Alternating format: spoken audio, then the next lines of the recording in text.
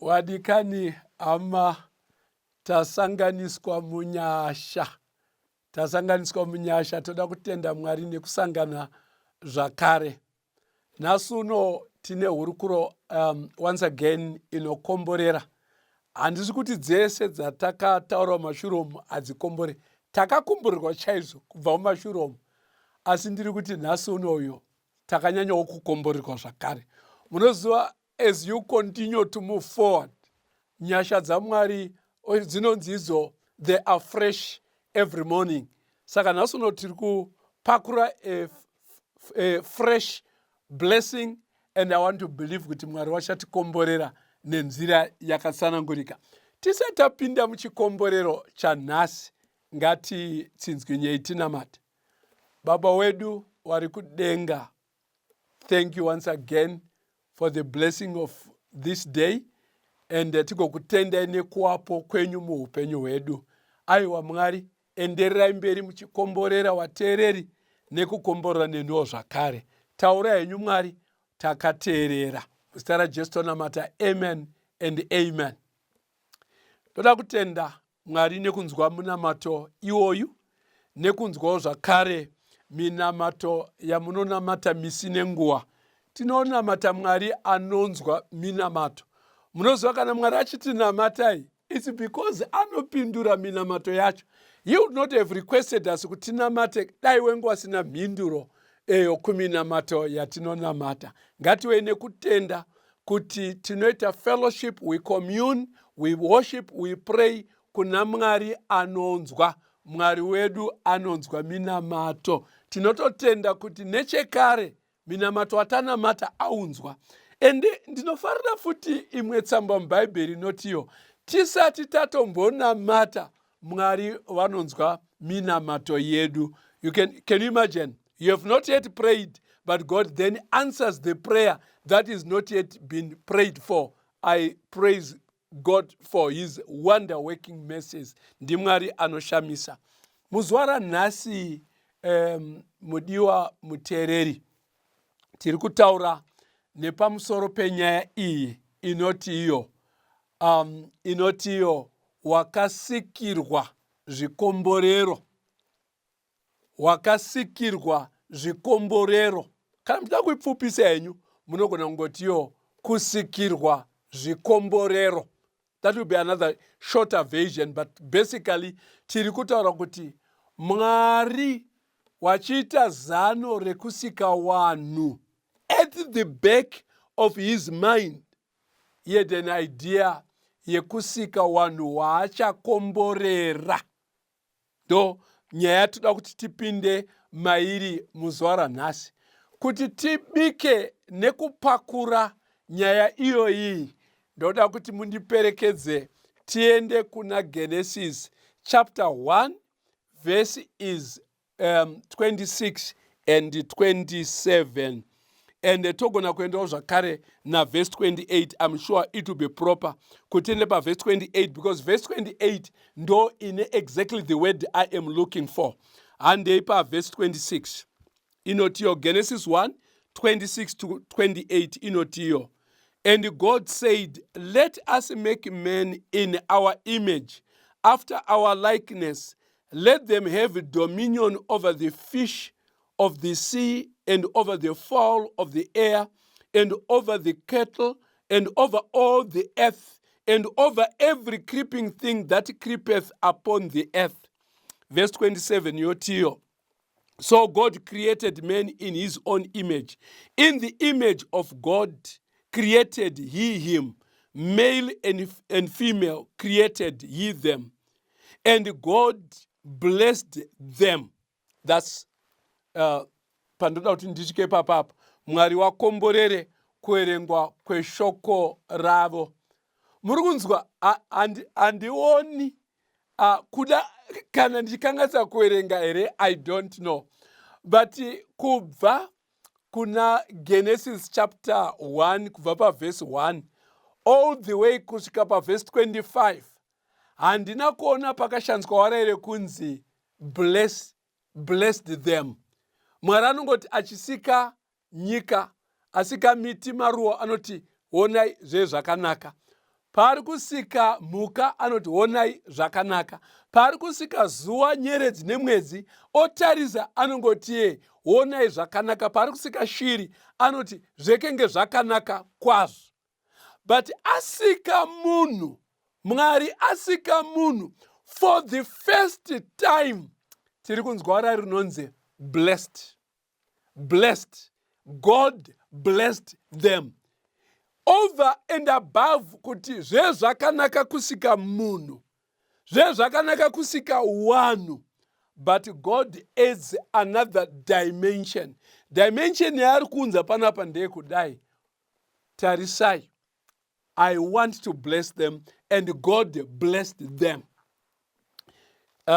Vanhu vakasiyana nemhuka nje, vanhu vakasiyana nemiti nje, vanhu vakasiyana neshiri. Shiri dzakanaka kwazvo, dzinoimba kuseni, they bless their Lord in the morning, dzakanaka kwazvo. Mhuka dzinoita roam up and down the earth, dzakanaka. Dzimwe dzacho tinotoenda kundodziona kubhadharira mari kuona mhuka idzodzo.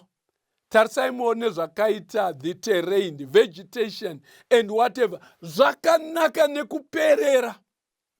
But Mwari haana paakati they are blessed. Blessing inoshanda when human beings come into the picture. When you come in the picture as a human, that is when we begin to hear the word blessed or blessing.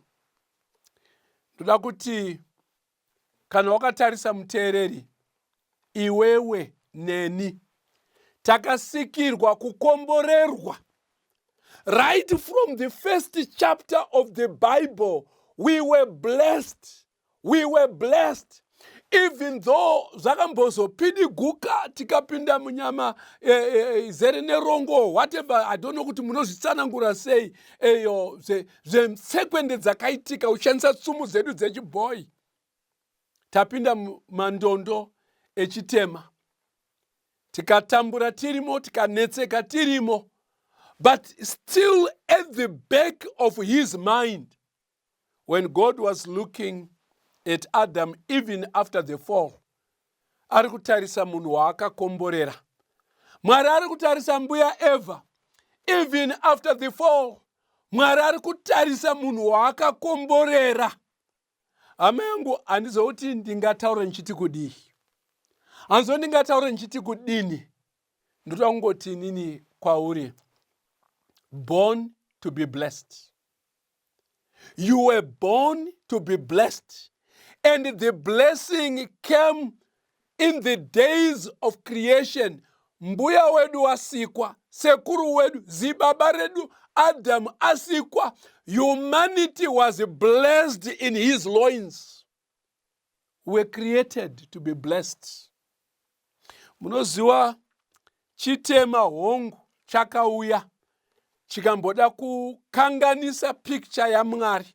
Remember last time ndakataura eyo ndikati nini, Mwari will not give up on his project. No, he will not give up.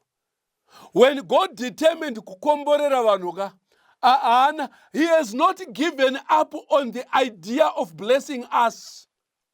Don't move in life with the idea kuti ndakatukwa ugotarisa nhamu dzauri kutaura, dzauri kutarisa nadzo, dzauri kurwisana nadzo, ugofila kuti maybe God has overlooked your life, he has departed from your life. He is not there. No, Mwari ariko. He is there in those challenges. In those things that seemingly look like my misfortunes. God is there.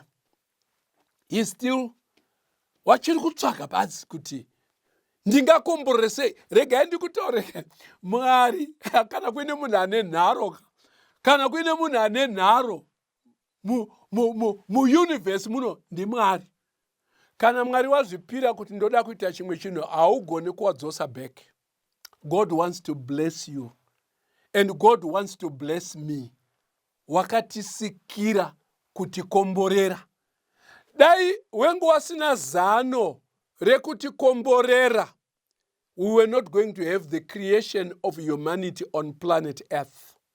God created us for beauty. Mwari wakatsikira for pleasure. Mwari wakatsikira for joy. Mwari wakatsikira for goodness. All the blessings that you can ever think of. Mwari wakatsikira kuti experience izvozvo. Ndakambonakidzwa chaizvo pandaidzidza chikoro chetheology. I remember ndiri kuSolusi University. I don't know if Dr. Matema can still remember. But wakataura zvimwe zvinhu zvekuti even up to this very day, it's very difficult for me to forget. And which is, we misinterpret my blessings aMwari. Tinofunga kuti my blessings aMwari kuita mari chete. Kana tisina mari hatina kukomborerwa. That is at the back of our mind. We are too materialistic. That's why even today, the prosperity gospel is just a gospel about money and not these other blessings that God has given us. Noda kuti une mari here, wakakomborerwa. Hauna mari here, wakakomborerwa.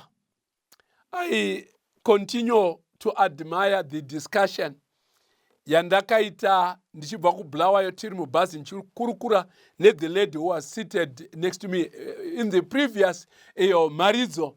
Ndakakutaura kuti aiti iye, one thing chinomukomborera mukati meupenyu is the fact yekuti tinonamata a full-time God mukati meupenyu hwedu. And then I like him a point yaakaunza yaakataura iye, and I think I was still blessed in as much as zvakataurwa naDr. Matema zvakandikomborera. This particular lady anoti here, I don't need money in my life. Ndinoda Mwari. The blessing I need in life is to have God in my life. Kana ndina Mwari muupenyu hwangu, my bank account is taken care of. Is taken care of. My profession is taken care of. My shelter is taken care of. My marriage is taken care of. The blessing I need in my life is to have God's presence in my life. Upenyu hwaMwari muupenyu hwangu. Izvozvo izvo. Wamwangatizo. Aiwa, Pastor Ngwaru hamuzi practically imi. Mari tinoida. Hongu, indamborambe. Ndamborambere. Ndati musaite mari hereni. Handizvo zvandiri kutaura. But I want to go back kuna Dr. Matema nemudzimai uyu. Wendike ndakagara naye mukati mebhasi. The idea yekukomborerwa kwawakandipa yekuti when God is in our lives, we have the best and the greatest gift or blessing that you can ever have. How do I illustrate that? Muchatondera imi kuti izvo vana veIsraeri wakafamba kubva kuEgypt wachienda kuCanaan. Weke nguva ine mari mumabank accounts. Ndiudzewo muteereri. Chimbondudzo, wenge waine mari, how many US dollars did each one of them have? Wenge waine makadhi here ekuswiper so that they can swipe mumashop and wachikwanisa kuenda kumabank kundojurudzwa mari paya panojurudzwa mari paya munoti ATM. Wenge wainawo here? Hapana enge aine mari. Actually mari, kana wenge waine mari yenge gold and silver wakatoshandisa kuwakisa. Waitoshandisa gold yacho kuwakisa. Asi zvokutenga mashop. Mwari akaprovide vanhu vasina mari. Hawana chawakaleka muupenyu. Because the Lord was their God. Hawana chawakaleka. Kana paidiwa chikafu, wakaona chikafu wasina kutenga. Kana paidiwa hembe, wakagara nehembe pasina kutenga. Kana paidiwe chinyi, pani pawakachemera nyama, wakapiwa nyama wasina kutenga. Wakadya chingwa chekudenga wasina kutenga. God provided everything they needed. The greatest blessing in all this is to have God in your life. Uzo Mwari kana achiti ngatsike vanhu vakafanana nesu. Wane mufananidzo wedu. Mwari ari kuedza kutsvaka kuti I want to be present in your character. I want to be present in your life. Kana umwari hwangu hukaonekwa muupenyu hwako uri munhu akakomborerwa. This is the message I get from creation.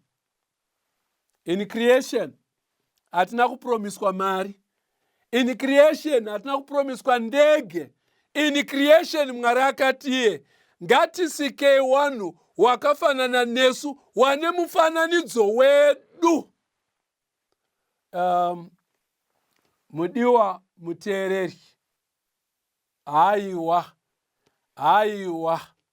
Mwari ngaakupe mari yese yaunoda iwe.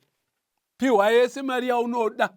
Ubhadhare maschool fees ewana, medical aid, ubhadhare rent, ubhadhare mortgage, mari unoida, piwa mari yese. Piwa imba yakanaka yekugara, piwa mota yakanaka yekugara. Izvozvo hatirambe piwa. Asi chandinokumbirisa ngatisiyane neshiri pachinichi. Ngatisiyane nemhuka pachinhu ichi chekuti isusu Mwari wants to invest himself in our lives. He wants to see his intelligence through us. He wants to see his character through us. He wants to see his goodness through us. Tikasvika pachinhano chakadaro icho. Aiwa Mwari anoti hanzi kumbirai chese chamunoda. Jesu anodaro. Kubviro daro chaizvo kuti kana umwari hwaakugara mamuri, mashoko angu akugara mamuri, imi muri vanhu vakakomborerwa imi, ndikumbire chese chamunoda, muchaitirwa kuti Mwari wapiwe mbiri.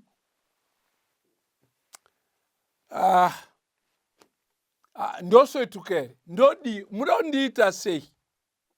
Ndoda kuti kwauri mudiwa hama, at the very back of God's mind, very back of God's mind, He has a blessing for you. He has a blessing for you. He created you to be blessed. You are not cursed. You are not blessed. You are not cursed. You are blessed. Kuti you are blessed and you are not cursed. Ndo idea ya Mwari. Izi zvinozoya minyama, masekwende nechinyi, ndo zvinhu zvatakainvhaita nekuteerera nyoka iya. Nyoka iya yakauya kuna mbuya Eva, ikawapa idea yekuti mukasateerera Mwari muchawa neupenyu huri blessed, upenyu hwakanaka, upenyu hunofadza. Mbuya Eva ndokufunga kuti wari kutaurirwa chokwadi, izvo havasi kuziva kuti she is falling in the hands of an enemy. Tine shamwari dzakawanda dzinouya kwatiri as another voice. Wanogona kutiudza kuti kunamata chaiko kahakubetseri. Why are you restricting your life? Uri kuzvinetserei? There is good life out there minus kunamata. Kune a lot of fun minus kunamata. Ibva kuna Mwari, don't restrict your life. We have listened to those people. Chii chakaitika kuma marriages edu after listening to them. Chii chakaitika kuma business edu after listening to them. Chii chakaitika kuwana wedu after listening to them. Chii chakaitika ku health yedu after listening to them. Friends, when you depart from the presence of God, when the likeness and the image of God is lost, and when God cannot find himself in you, indeed, that will amount to a curse. The blessing will disappear from your life. Mwari ari kuti ndoda kukomborera. Mwanangu, ndipe an opportunity. An opportunity kuita madiro a Georgina muupenyu hwako. Allow me to go to extremes in your life. I want to touch your life. I want to bless your life. I want you to realize your fullest potential. Ndoda kuti simba reHumwari rionekwe muupenyu hwako. I don't want you to lack anything good. Mwanangu, I want to bless you. This is what God is saying. Why don't you give him a chance? Why don't you give God a chance? Muka, sekutaura kwandaita. Dzakanaka chaizvo. Tinodzona kumazoo. Tunoenda kumaningirikini, game parks kundodziona. But they are not blessed. They are simply wonderful and good, but they are not blessed. Shiri, they are not blessed. Miti, it's not blessed. And look at it, the greatest blessing of it all, the blessing of everlasting life. Zvakazarurwa 21, verse 1 to 5. Zvondakaona denga itsva, nenyika itsva, negungwa rekenge risisiko. Ndikaona Mwari achiburuka kudenga. Jerusalema ichiburuka kudenga, yakashongedzwa semudzimai yakashongerwa murume wake. Ndikanzwa izwi guru chidaidzira kuti tarirai chigaro chaMwari chapakati pewanhu. Iye achawa Mwari wawo, iwo achawa wanhu wake. Mwari achapukuta misodzi yese pamaziso pawo, hakuzombowe nekuchema kana rufu kana kurira kana nekuti zvekare zvose zvangwa zvapfuura hazvo. Iye kenga akagara pachigaro akati, tarirai, ndinosika zvinhu zvose zviwe zvitsva. Mashoko aya ndezvokwadi uyezve angatendwe. The blessing of everlasting life. Nzou dzamuri kuona nhasi idzi hamuchazodzione zvakare in the new earth. Maybe kuchasikwa dzimwe nyowani, asi dziriko kana dzafa zvapera. Vanotaura mururimi rwanhasi vanoti zvavharana. kana nguruve yafa zvavharana, kana huku ikafa zvavharana, zvatopera. But iwewe, the blessings of humanity, born to be blessed, tingakuige nhasi, hazvina kuvharana, tsuri icharira, uchamuka ugorarama nekusingaperi peri. Ndosaka zvichitaurwa kuna zvakazarurwa chapter 20 verse 6 inotiyo, wakakomborerwa, wachaona rumuko parumuko rwekutanga, rufu rwechipiri haruna simba pamusoro pavo. Aiwa, tingaite varombo, tingaite varwere, tingafe, tingaita sei, but that does not mean we are not blessed.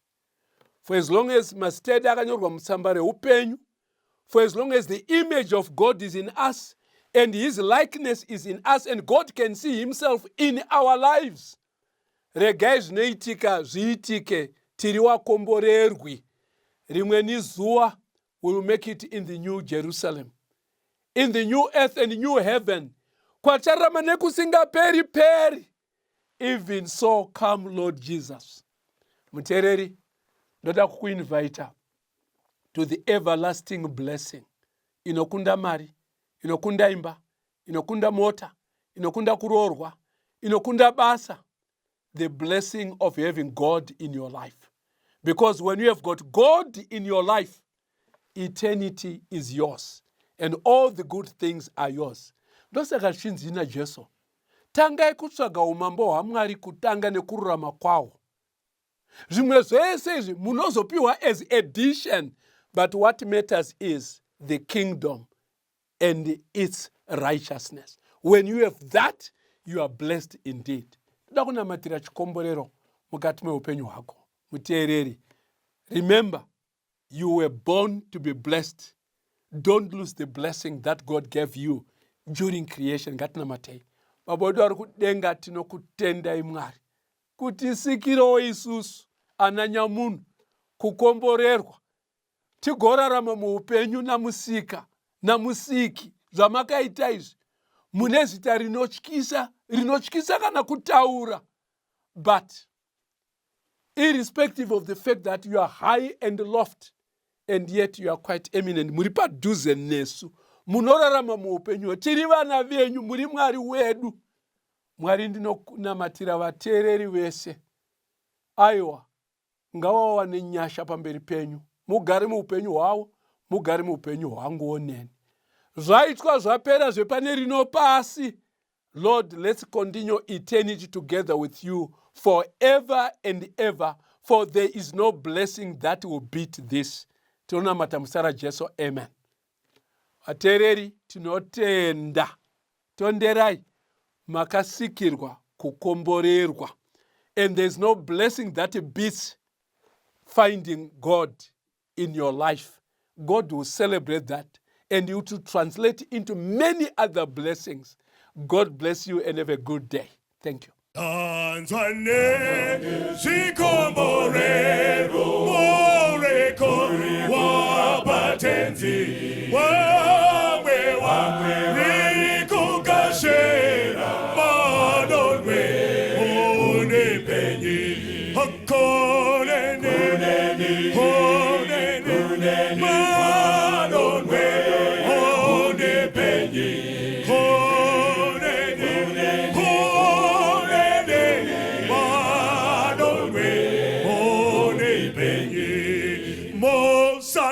Sunday forever,